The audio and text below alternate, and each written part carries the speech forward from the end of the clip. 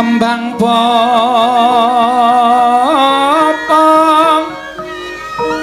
terate bang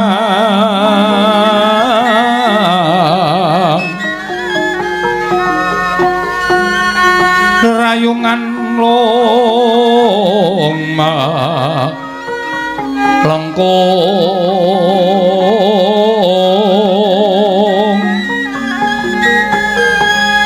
tumalong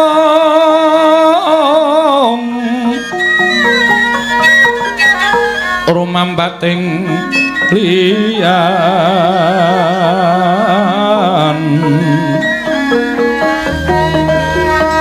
wes semu kang mawur raras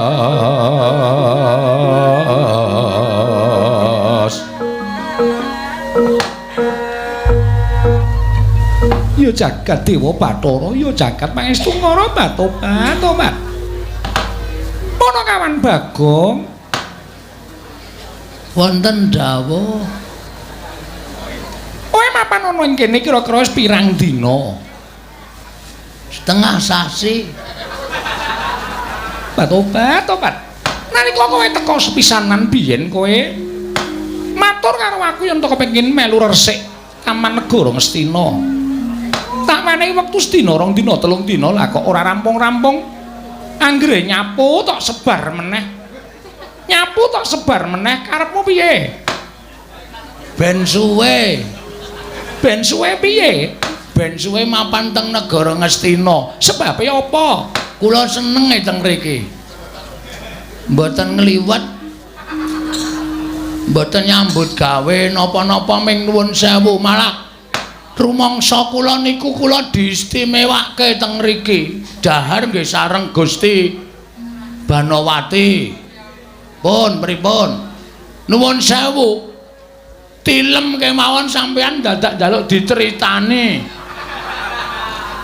sampeyan teng amben kula gelar kloso teng ngisor pun bayangke kula nek bengi kaya arep pindah dhuwur tobat ngono ya nggih nek mboten ngoten pripun ajeng kula tinggal sampeyan ora gelem bareng tekan ngumbahi pun sampeyan nek mboten kula sik nguceke ya jarene ora resik kula niku kaya ajeng bali niku rasane kaya digondeli ning tidak secara langsung sampeyan maringi gawean kula akeh banget niku janjane sakniki kula takoni jujur mawon jujur nggih iya semalam aduh sak suwene niki sampeyan maringi gawean kalih kula niku janjane napa lho tak takon asline lho kula ora entuk bali to ora nek hop panjenengan ngendika nek ora nggih empon kula tak ngukuti sandangan kula tak wangsul kula ya tak nyingkirke angen-angen kula sing janjane kaya ngambara ngawiyat mengangen-angene sak batur kaya kula iki kok ndek pengangen-angen gayuh lintang nang langit niku ora mustahil ora bakal kelakon wadene nek Gusti marengake niku rejeki kula tobat kowe duwe angen-angen apa coba yen kowe gelem matur angen-angenmu apa mengko tak padhak karo angen-angenku asik nek ming sak kula niku ya ngibarate cebol gayuh wulan kutha ngitung lintang plange kelakone cepak wurunge kowe nalika semono tau crita karo aku sing jeneng kang gumlaroning jagat kuwi ora ana sing ora bakal iso dilakoni waton kuwi dadi keparenging sing gawe bumi utawa sing gawe jagat nggih ora ana sing ora bakal iso dilakoni selagine wong loro saudon telu saurupan bae kadangkala yen duwe niat dadi ratu Gusti ngijabahi iso dadi ratu kowe duwe pepinginan ya pasrahno karo sing gawe urip yen sing gawe urip ngijabahi bakal kelakon pancen nggih bener ngoten kula niku teng mriki niku rasane kaya duwe nganu kaya duwe apa sampeyan niku nek nglirik kula niku kaya ora sebaene niki meng perasaan kula lho Ming perasaan kula, nek klentu nggih mangendika klentu. Merga napa? Wong wedok niku nek nyawang, niku mung nyawang biasa karo ana tanda-tanda perasaan love. Niku benten. Love ki apa? Love niku bal dumbulke niku. Kuwi love. Nggih, anu jantung. Tresna.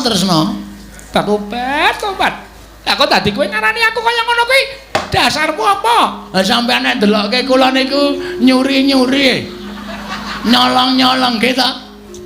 Kula tahu pas nguceki sandangan sampeyan pas umbah-umbah, sampeyan lenggah teng kursi, sampeyan nglirik kula. Kula bingung ngerti nek dilirik. Tak kira nek kathok jero kula ketoke. Mergo kula jengkang-jengking.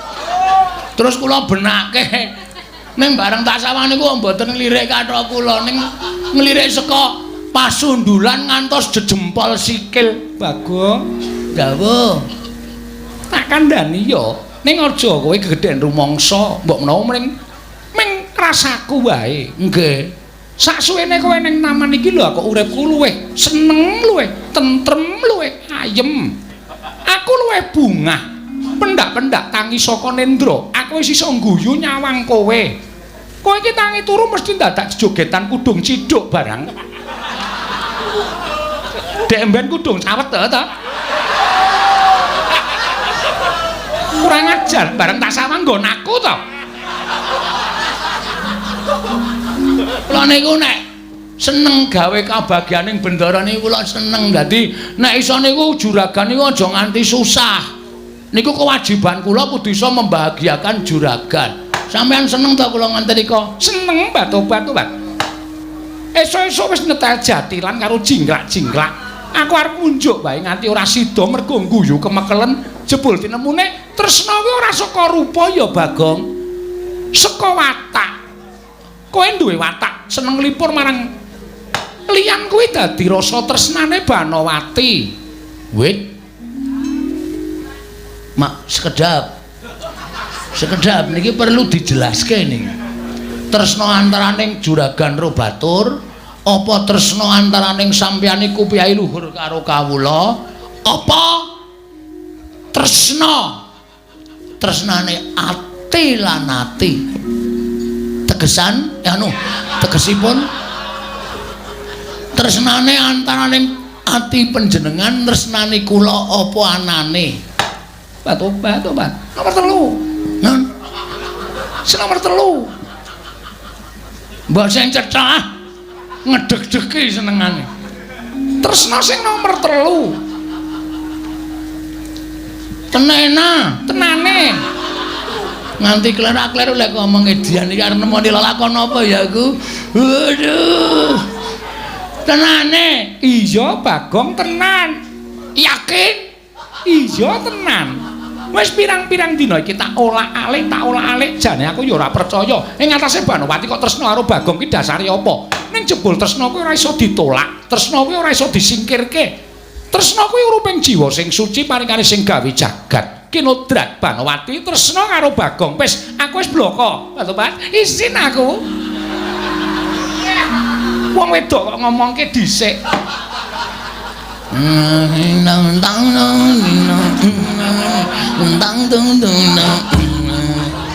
Geleleng iki. Wis cucuk lek ku ngombe ndok bebek. Ndok bebek sak teleke. Asli to, perasaanku iki wis krasa. Dewi Banowati anggere aku ngepel mesti melu njunjungke ember, mindahke ember. Terus aku ngepel nganggo tongkat kae osok-osok. Dheke ngajari nyekel tanganku. Bagong, le ngepel ki ora ngono-ngono, mujur. Aduh. Anggere sare tak kancani aku turun nang isor, dheke turun nang dhuwur, gayane tangane diklembrehke. Tekan dadaku terus dijine uwi. Ora ngomongke kuwi wegah aku. Isin aku. Ora ngomongke kuwi wegah aku. Nyatae kok. Rasa isin padha-padha gedene kok isin. Kula wis sadar terus tangane tak balekke ning dhuwur blek. Ngerti aku. Atau tanganku tak balekke ning dhuwur. Lah ngundalake alon-alon. Ngerti ora? Iya ora aku krasa aku. Waduh. Tak ngonoke.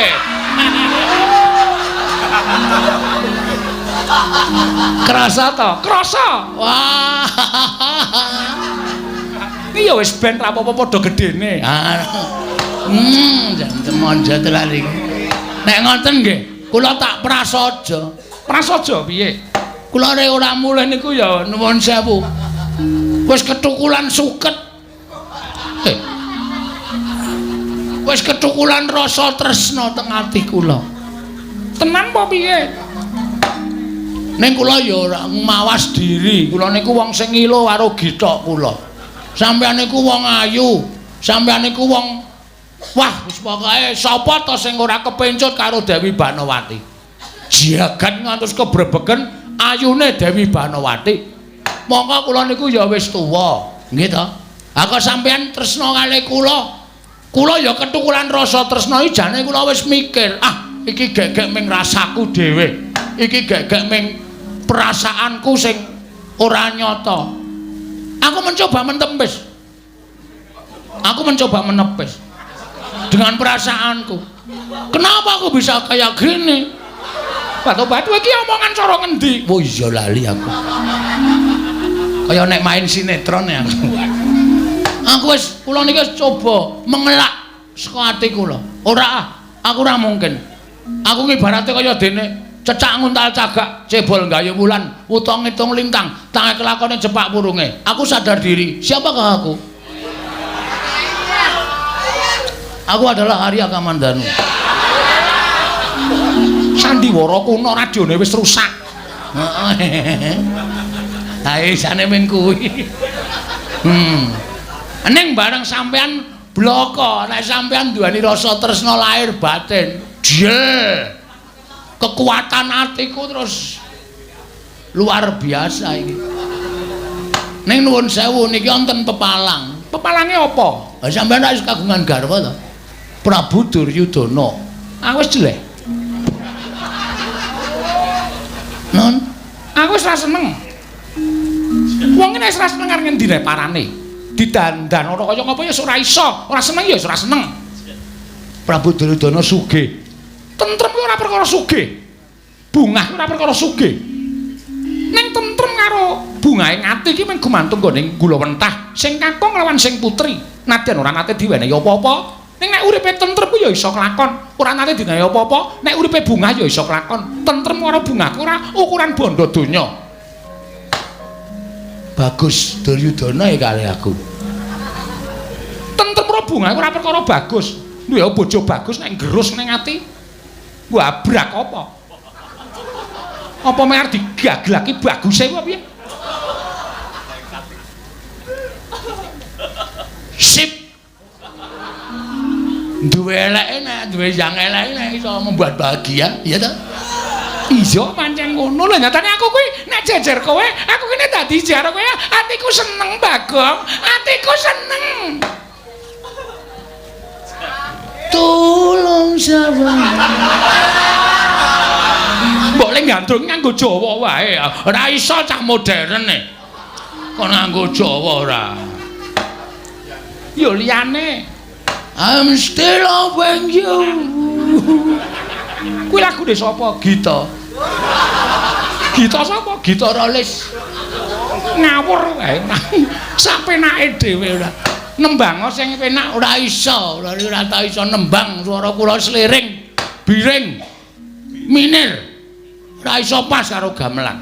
Pokoke sampean wis tenan to niki? Iya tenan. Nek tenan ya adegane ora ngene iki. Adegane piye? Aku ya ngadeg. Ngadeg kok ora apa-apa. Entuk. Entuk. Lah nek ora iso ngadeg aku ya ora seneng. Iso. Iso aku. Padake. Ngadeg aku arepan. Iya lah kene nek ngadeg kaya ngono kuwi gagah. Sesuk traininge ganti Mbak. Nggon mburi wis tipis banget kaya ngono. Kain kok cetha bokonge. Karena ora tau tak nggo ganti, tak nggo ngosek-ngosek iki dadi kaine tipis. Kaya plastik to, jerone ketok. Jijik ora. Ngono dipamer-pamerke. Sampeyan ya ora ngono kuwi karo garwa ki sing tata krama, lenggah ngisor. Patobat, aku iki prameswari. Prameswari ya nek wis mengungkapkan tresna karo Bagong. Ayo. Selak kowe arepan. Oke, ora masalah. Ora gelem linggo ngisor ora masalah. Aku njaluk pamit Banawati. Aja. Kowe aja lunga, nek kowe lunga aku mati. Wah, tambah gleleng iki. Kopi. Injing wis tak dawuh. Ayo menang dawuh apa? Wis ben kopi. Kopi udugaman, kopi.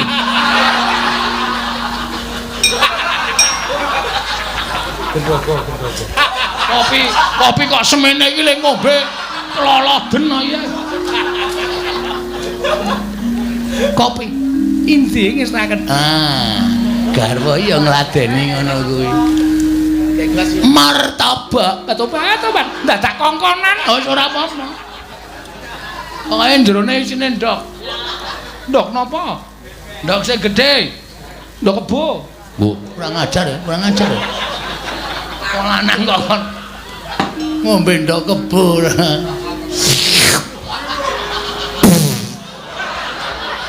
Banawati, wonten dawuh.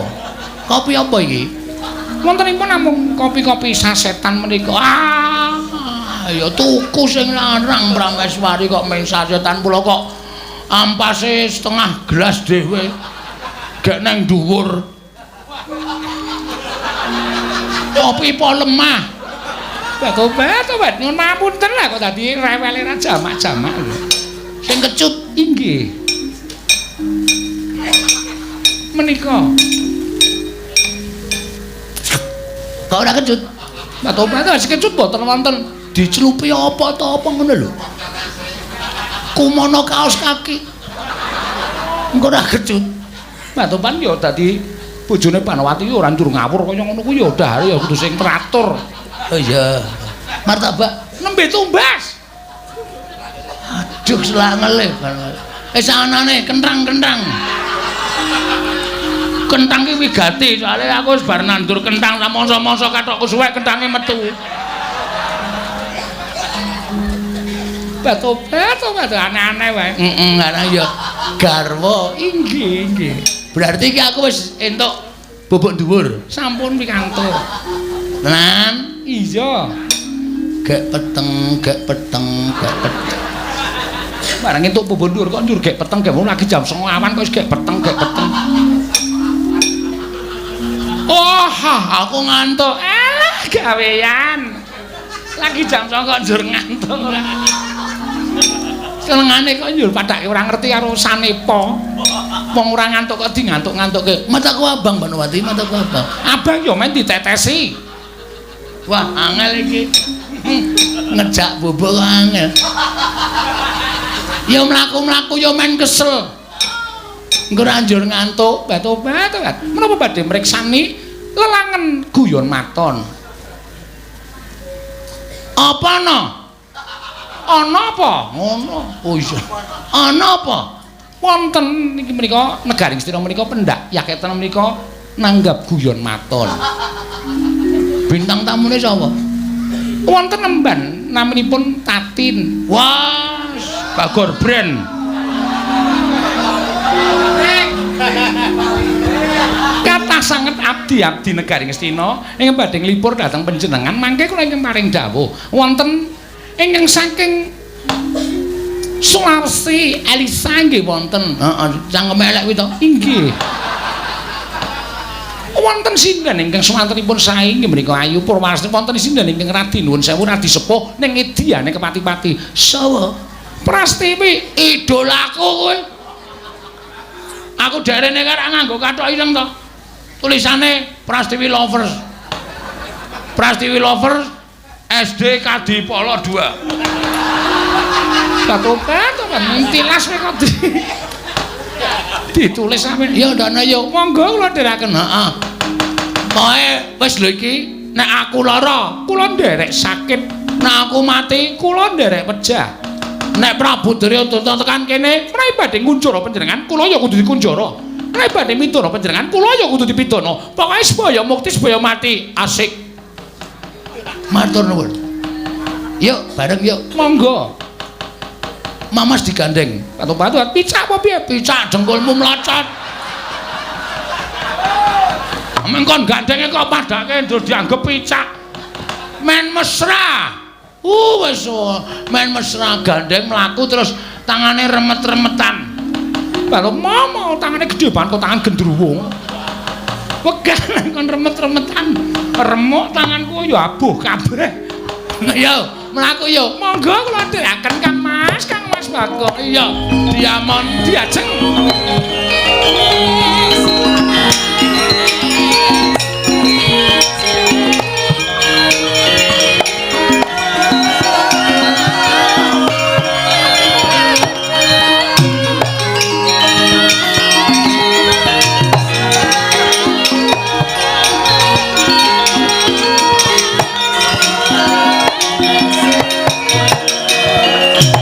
Dewi Banowati sarengan ki Lurah Bagong.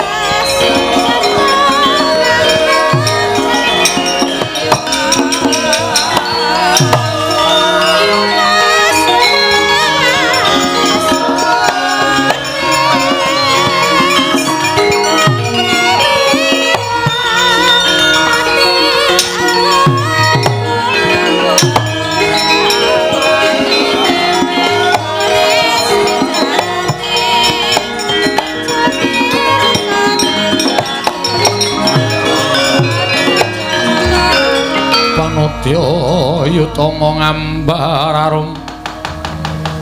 ngambar arum sang kusuma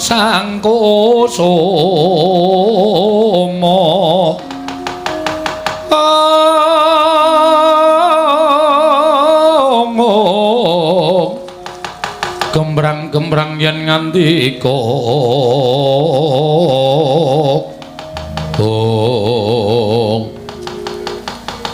punten sewu-sewu kalamatanipun nada wadana Kang Mas. Waduh jan. Kaya lega atiku diceluk. Kamas injih. Salebetipun kula panjenengan mresani dhateng guyon maton sembrono parikena para abdi negari Ngastina. Omuli tuwuh raos kuwatir salebeting manah kula. Kuwatir piye maksudmu Diamon? Diajeng. Kleru-kleru terus aku saking diajeng menawi mangke ngantos Sinuwun Prabu Duryudana menika wuninga menawi ngantos mangke para nayaka negari Ngastina menika wuninga mongko Sinuwun Prabu Duryudana menika gadah kadang inggih menika para Sata Kurawa menawi ngantos mlebet wonten telenging taman kados pundi menika mangke kedadosanipun kowe iki tak pikir ora lahir batin mboten lahir batos kados pundi mau kowe ngomong karo aku, matur karo aku diajeng. Pokoke sebaya mukti, sebaya mati, abot padha dipikul, enteng padha dicangkik. Tegese ana masalah apa-apa iki diadepi wong loro. Aku saiki kowe pikirane kaya ngono, berarti omonganmu mau sore mau ora lahir batin. Tobat, kula menika lahir batos. Nek lahir batin, nek wis pancen diniati ngene iki bebasan rawe-rawe tak rantas malang-malang diputung wong loro. Aku mau wis kandha to. Aku lara, kowe ngrasake lara. Aku mati, kowe golek dalaning pati. Semono uga. Kowe lara, aku ya ngrasake lara. Kira-kira nek kowe tekan ning pati, pangestumu tak jaluk, aku tak golek rondo. Tobat kok sak penake dhewe le omong. Mulai kula pecah panjenengan ya kudu pecah. Kudu, pokoke mati kabeh. Wis ngono wae ora dadak piye-piye. Sapa sing arep mepalangi? Menawi ingkang rawuh wonten ing taman menika Sinuwun Prabu Duryudana, Malah kepasang Yogya katujuhe ngoni. Inu putrane Pak Subakestawa. Ki ana ide no, ki ana ide. Tobat iki mung kari bodong tok sing ngerti. Heeh. Kepasang Yogya katujuhe ngeno, nek Prabu Duryudana tekan kene, rawuh mrene tak tembung sing apik-apik. Sinuwun Ngastina, gandeng Dewi Banawati sampun boten tresna kaliyan panjenengan, mila samangke sampun tresna kaliyan Bagong. Panjenengan kula aturi misahaken katresnanipun Dewi Banawati, Dewi Banawati, Banawati kok Banobati. Ana kokean batine iki ngene iki.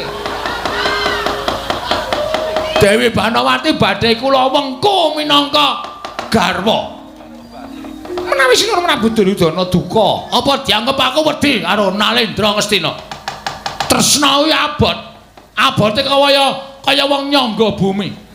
Mula tresna kuwi adang kala iso ditohi pati. Iki tak ketokke jiwa lanangku karo Dewi Banawati. Prabu Duryudana tekan kene tak tembung apik-apik ora entuk, tak jak glut. Tobat. Kuwi tenan apa piye? Ya mbuh mengko. Tobat lah kok ora maton ngono lho. Wis pokoke dilakoni sik to. Ora apa-apa lah. Mau ngantuke. Bola-bali kok ngantuk-ngantuk wis teturon saiki ya ngantuk meneh. Tobat lho sak penake dhewe lho. Kok mung arep ngontak ngantuk terus. Amu mau konangan Duryudana. Tutup-tutup kae wae.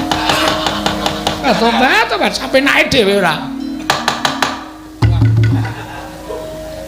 Dewi Banawati. Kula nuwun sewu Gusti Ayu, kula ngabdi pun Gegawan Durna ingkang sowan mriki. Kok korinipun dipun tutut menika wonten menapa?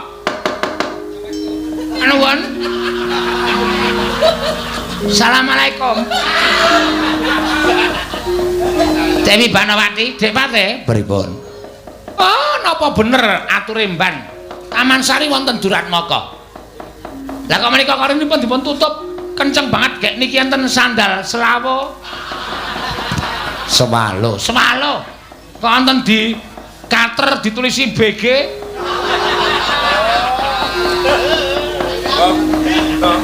Niki gek Gunawan niki. Ketoke sandale mboten kok nderbebeh sementen gedene. Sandal kok ora ukuran sikil menungso. Niki lho kula jajal welobok ngonten kok. Niki menungsane sikile gedene ra jamak-jamak niki.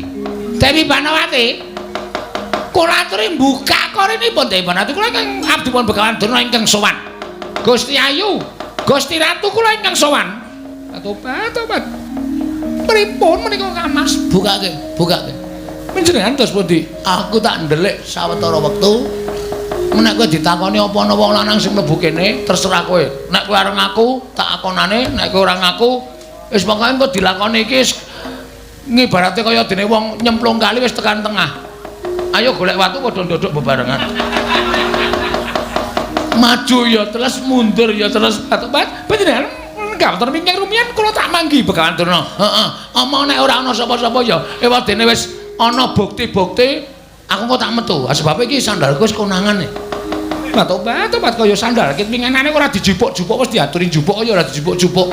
Regete, penitenan isin aku. Sandal jepit kok penitenan Wis aku tak ndelik sik ya Yayi. Inggih Kang Mas ngatos. Aku tak ndelik sik. Nek melangi iki nek nganti konangan ndak. Sayang sik ya. Monggo. Kaya dirambati bekicot. Cangkem kok kelenyite aja Mas. Tobat.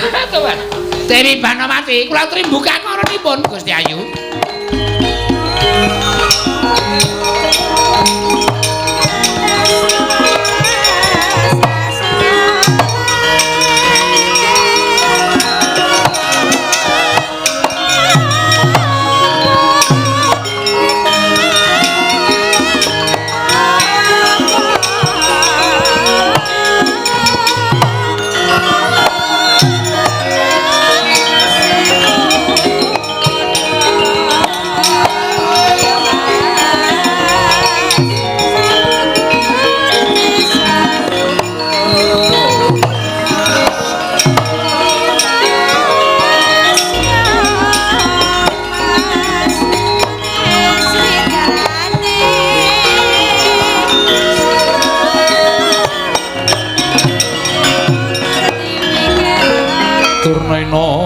panalang majaring ratri linenggak jangganira kapisanan ning prang brata yuda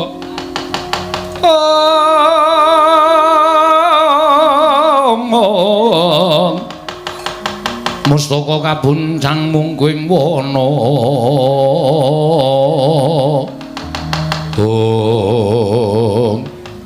nuwun sewu Bapak Panembahan Durna. Inggih kula ingkang sowan. Karajan rawuhipun wonten ing Taman Sari Negari Ngastina. Inggih, wilujeng Gusti Ayu wilujeng. Menapa to sebabipun direjeng andika rawuh wonten ing Taman Negari Ngastina? Monggo mboten sareng kaliyan Koko Prabu Duryudana. Menika wau ngaten nggih Gusti Ayu. Salebeteng kedaton menika dedrek. Krana pangraosipun ingkang raka, panjenenganipun Gusti Ayu menika sajak beneh kalenadat ingkang sampun. Lagak-lagyanipun menika benten kalian ingkang sampun kelampah. Mila ndadosaken sungkawa penggalipun anak Prabu Duryudana. Tumunten dipun rembag, dereng ngantos purna anggenipun sami rembag. Wonten pelajaripun nemban anggenipun atur pelaporan dhatosipun Prabu Duryudana bilih salebeting taman menika wonten satunggiling priya ing mapan wonten padenganipun Dewi Banawati nggih Gusti Ayu. Prameswari Dewi Banawati. Kula nuwun sewu Gusti Ayu menapa leres aturipun nemban menika kala wau. Tobat banget Lingayawara. Embanipun wonten pundi samenika? Ing atase kula menika Prameswari lho. Kula menika garwanipun Sinten Prabu Duryudana.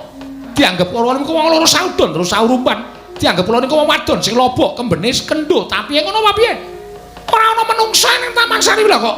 Atur pelaporan ning Taman Sari ana menungsa wong lanang meneh. Tobat. Kaya ora kajen rasane. Nuwun sewu sampun duka. Menika namung pelaporanipun nemban. Namung aturipun mban. Upami mboten, inggih mboten dados menapa wong jarnyatanipun kula menika namung dipun dhawuhi supados niti priksa kawontenanipun Taman Negari Ngastina. Kakang Durna, pripun Dewate? Niki kok enten tegesan teng mriki pirang-pirang. Pundi? Niki teng mburi kula. Merke napa? Werna-werna. Berarti apa-apa kalu niku. Rokok apa-apa doyan ketara. Filter napa kertek? Napa? Kertek. Kretek. Wonten filter, wonten kretek, wonten lintingan. Wah, jan jokoh tenan. Cangkem apa jogangan? Apa-apa kok kalu. Iya, lha niki nek iso dadi bukti. Niki ta coba. Niki akeh banget teng mriki niki malah sajake niki wau mbok menawa bar dinggo jagongan Kakang Premban.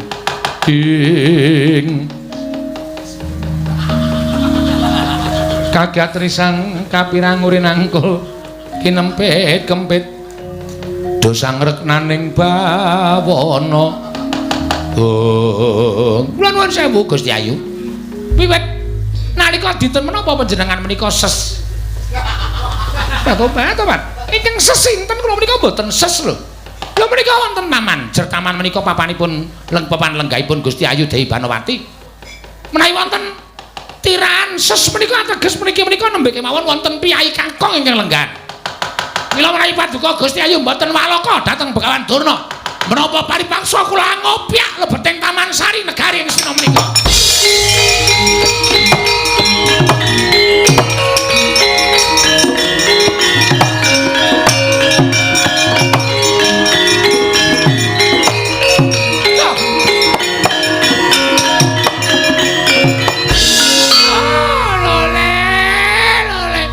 Kentos maluh gembor manyar-manyar duk neng jungkul wana dadi alas-alas dadi wana. Dek mate pripun? Mangsawang to. Tak kira nek bulus. Lah kok jebul sing metungel saka lebeting patenggan. Lho, menika mboten pangling. Lah keparat pancen manusa ra tatanan. Gusti Ayu menika rak Bagong to? Tobat inggih menika Bagong. Kamas kok medal.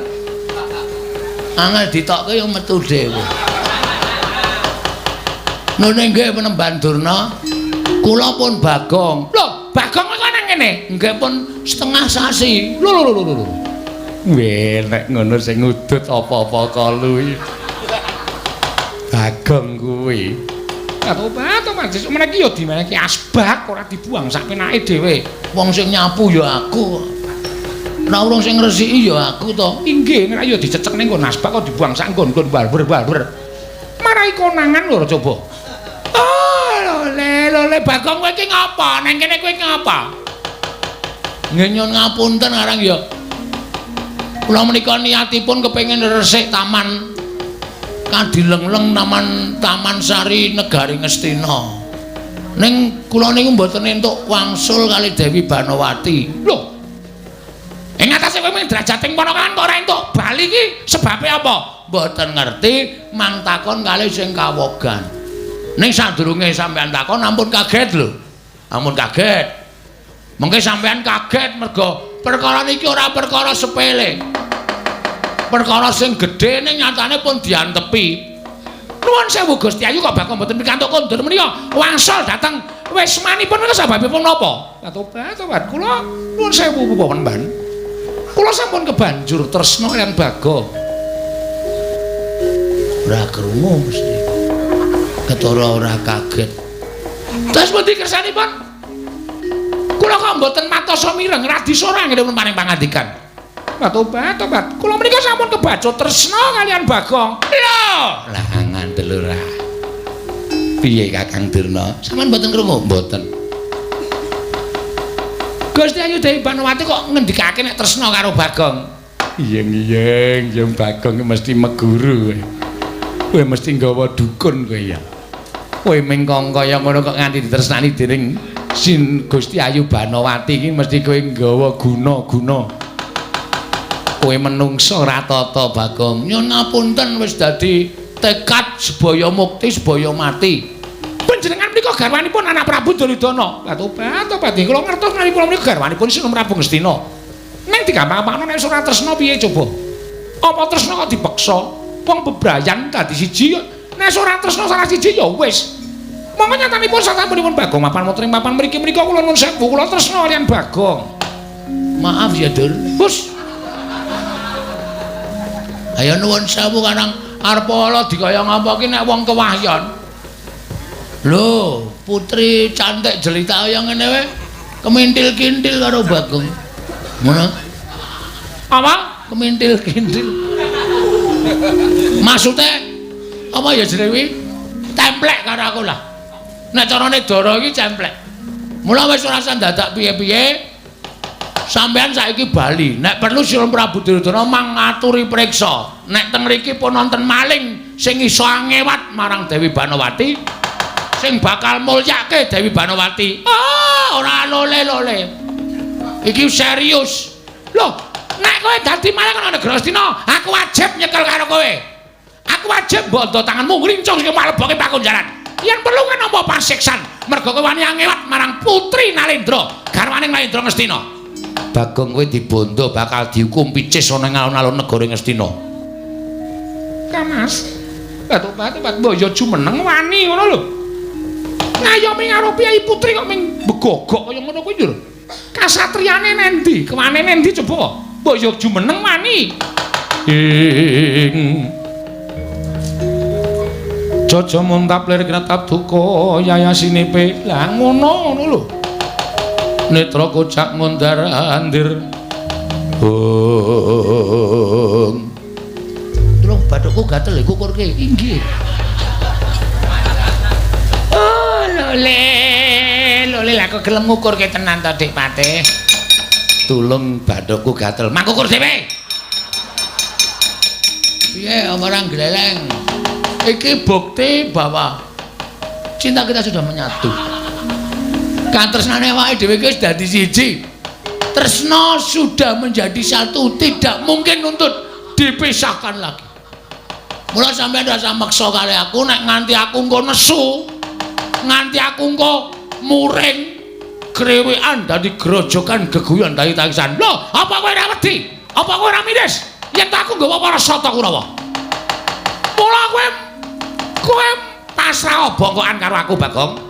Tak bondo tambah krincung sikilmu. Oh, endah-endah kowe ming wong mlarat. Kowe iki ming batur. Kowe gedibal 17 wong elek nyolok mripat. Kowe iki ming kere. Ngibarate kaya cecak nguntal cagak cebol kaya wulan muta ngitung lintang tange kelakone jebak wurunge sing dadi nyatane Dewi Banowati tresna karo aku mesti tok gawe mesti tok gunake daya kemanden ilmu guna kasantikan supaya Dewi Banowati katut karo kowe ora-orane Dewi Banowati tresna karo kowe lahir batin iki mergo saka pangguna munggonmu bakal meret karo Dewi Banowati aku ora nrimake kowe mung wong kere karo nggaup karo prameswari ora bakal kelakon kowe mung wong gedibal karo ndaup karo prameswari ora kelakon wah jan omongane nganti kaya kaset sembadani bisu kowe mandi ucape Bagong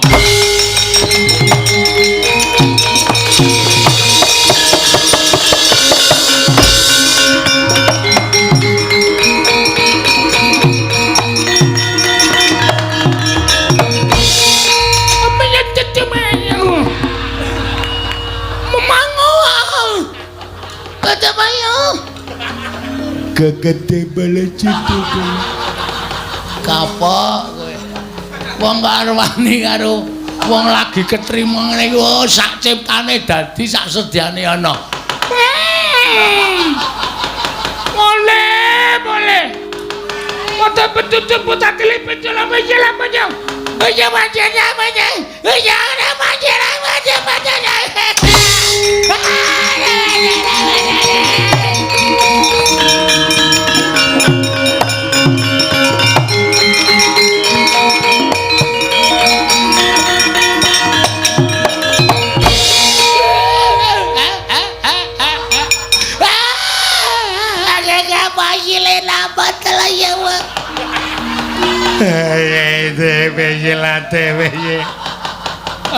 Tobat Kang Mas menika ginakaken menapa lho kok iso kadhi kaya ngono piye apik ta wis ben mengke wae wis ben omong dhewe-dhewe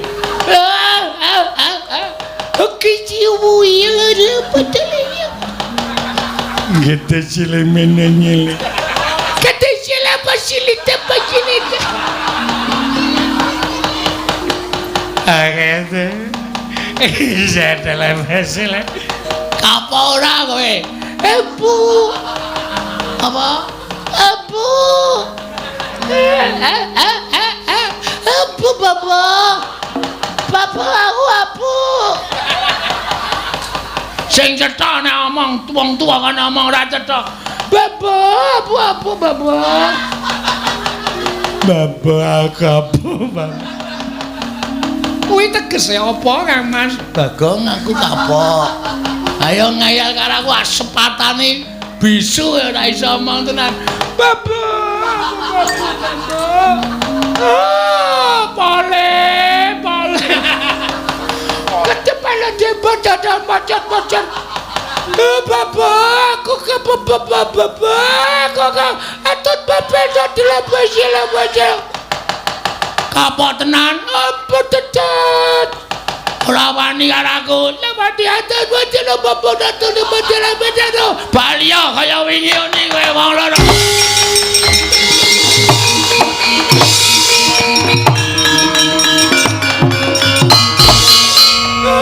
Bagong aku Dewate pripun wis mari nggih wis mlayu mawon Dewate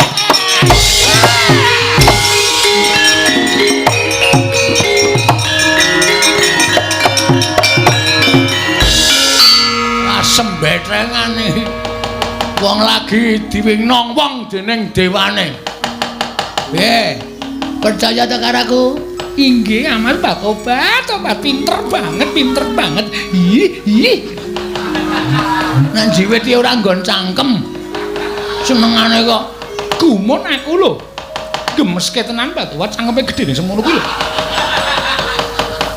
iki kulinane nggo ngemut ndas ya dadi aja kaget ih gemes aku to senenge ra jamak-jamak saya nek pas sare ae lho Mbak Obat ora Bagong nek sare ning ngorok iso werna-werna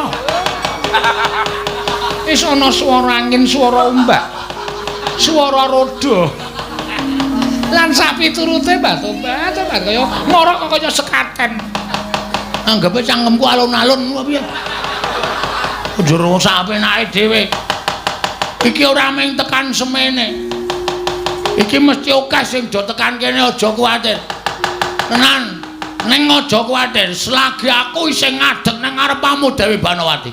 Katresnane dhewe ora ana sing medhotke. Aja kuwatir. He, sapa sing ning jero taman legayane?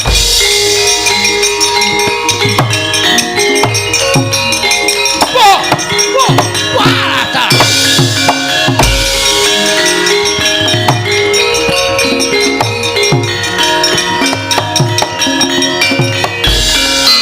Kok sik lah iki Bagong lho iki. Nggih. Walah dalah menungso ora tatanan. Lah kok dadi kowe mapan ning Taman Negara Ngastina iki karepmu piye? Ajeng dadi manten. Lho. Dadi manten karo sapa? Niki Lho. Kowe ora edan kowe. Kowe ora edan. Mumpung Baladewa isih durung muntap. Mumpung Baladewa durung nesu. Ayo bali. Bali ning wismamu kono. Bali ning omahmu kowe aja gawe geger Negara Ngastina. Yen kowe ora bali aja kelakon dosa gretel nenggala pecah dasmu kowe. Terus pundi ya Mas Batobat kula ajre. Kowe lunga sik ana. Kowe lunga sik. Mergo iki piyai siji iki nek omong getak-getak engko ndak bergetar hatimu. Nggih. Wis taken dawuh kula wonten wingking. Heeh, gawe kopi. Inggih. Ora dicempluki cecak lho. Mboten. Mau gawe ana cecake. Ini ya tetep tak pangan. Tak ombak ya cah gleleng. Gaweane bojo e. Ndak dikira ora ngurmati. Ora sakokean gunem. Kowe bali. Kowe tumindak ora prayoga. Kowe nyolong Yayi Ratu Banowati nggih Bang Yayi Ratu Banowati. Kowe mirang-mirangke wong Astina. Kowe ngene ora pasuran Kyai Prabu Duryudana ora bakal lawas urip. Ayo kowe bali yo. Ora bali aku mentol karo kowe. Sik to Mas. Aku ya dinae wektu tak omong. Ora mengko becil ya. Ora ngerti nasibe Begawan Durna. Kon gawe kaya Durna. Lho, Durna tak kapake. Bisu. Kowe gelem po? Ana Baladewa kok. Becah. Cici pitu. Muter. Muni cici pitu tok ayo nek omong.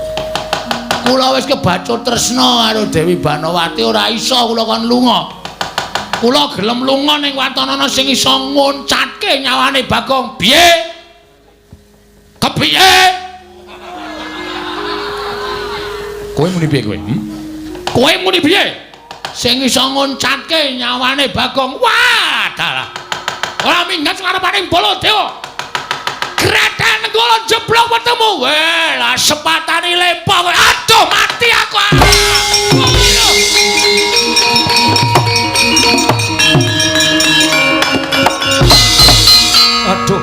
Waduh mati aku iki. Iki dayane apa iki? Lah kok sikilku kaya ora ndek kekuatan mlumpruk, kaya ora ndek otot bebayu, kaya ora ndek otot balung ora iso tak obahke iki piye, Bagong? Ah, wis. Goleki kursi roda ye. Wis. Aja edan kowe.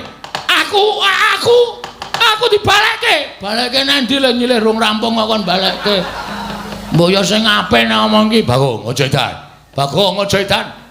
Kowe iki salah, kowe iki kleru. Kowe aja tumindak kaya ngono kuwi. Wis pokoke sapa wae sing mepalangi karepe Bagong, rawe-rawe rantas malang-malang bakal tak putung. Aku ora mawas sapa wae. Aja kok Semar, Petro, Gareng tekan kene tetep aku arep garwa Dewi Banowati. Wis dadi niatku kok. Tur dasare Dewi Banowati wis tresna karo aku, wis ora bakal iso diugreh-ugreh. Sapa wae ora iso dadi pepalange Bagong. Aku balekno, balekke nang ndi? Wong kowe kene dhewe kok kon balekke. Lah kejaba nek aku nyilih nang Mandura, Kowe aja sembrono kowe. omonganmu aja sembrono. Omonganmu aja marai mumet. Aku lempok kaya ngene iki kowe sing gawe. Pancen sing gawe aku. Terus karepmu piye? Ngono sik ya, aku tak genduren sik. Hei, ora lunga. Ora lunga.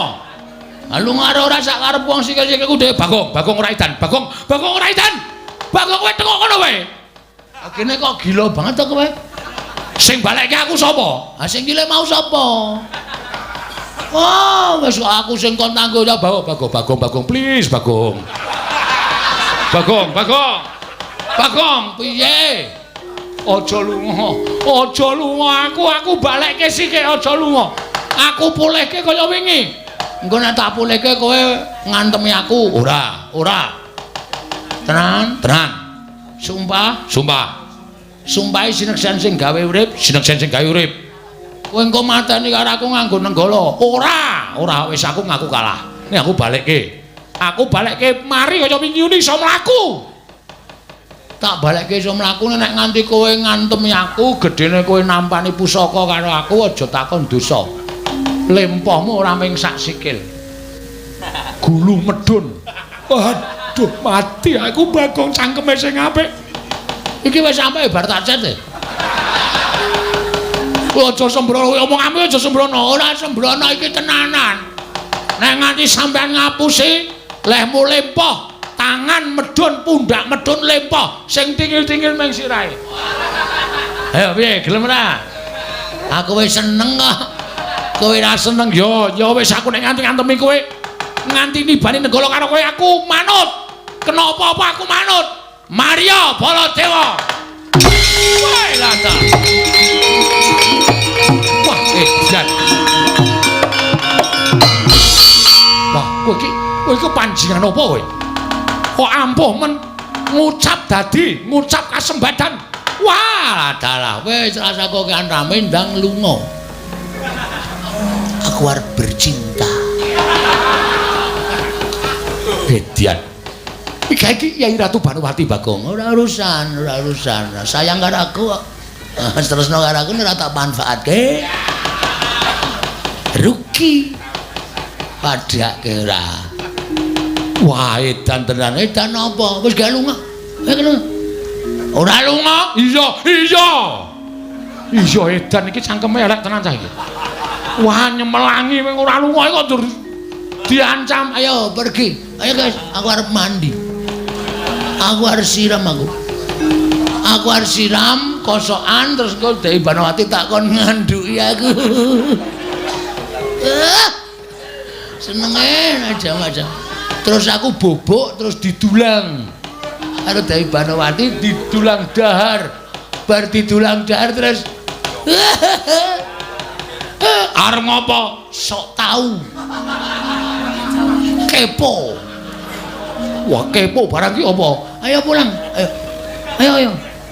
Ayo. Kono.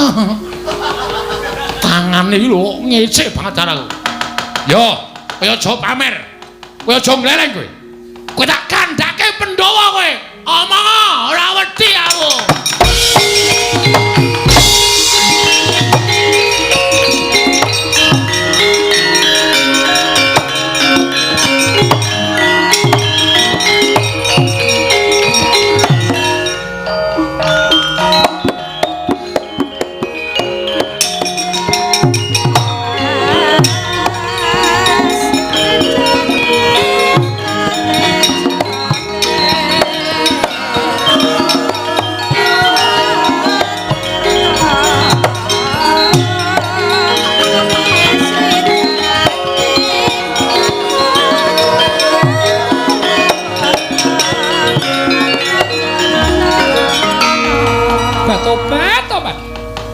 Mboten graita babar pisan bilih panjenenganipun Kang Mas Bagong saged ngrampungi perkawis.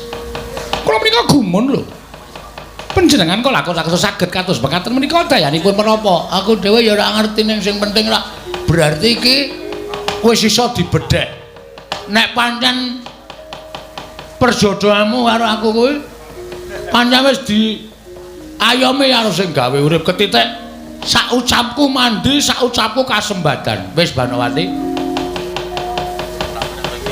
Mula Kang Saka kuwi kok ora kowe ora bakal pikir ringa-ringa. Inggih. Ya, inggih. Aku saya sumuk inggih kersanipun godhogna wedang. Badhe kangge menapa? Siram bat-obat. Ngestina menika sampun wonten toya ingkang mabenter. Kari ngencurke? Inggih. Asik. Nek aku dembenke kepanasan nih. Pol tak panaske tak nggo ngrujuk sirah nglotho ndasku. Bat-obat ora nganggo toya adem dicampur ben supaya anget. Ayo cah desa ora ngerti. Monggo kula dheraken dhahar menapa-menapa. Ya martabake wis teko. Sampun. Ya dhahar bebarengan karo ngrungok-ngrungokke apa santai. Pokoke engko lelakon selanjutnya mung kari nglakoni. Pokoke ora usah kuwatir kowe karo aku tetep ijab. Inggih, ngestaken dawuh. Yo mlebu mburi. Monggo, monggo kula dheraken. Ayo gandeng. Nggih.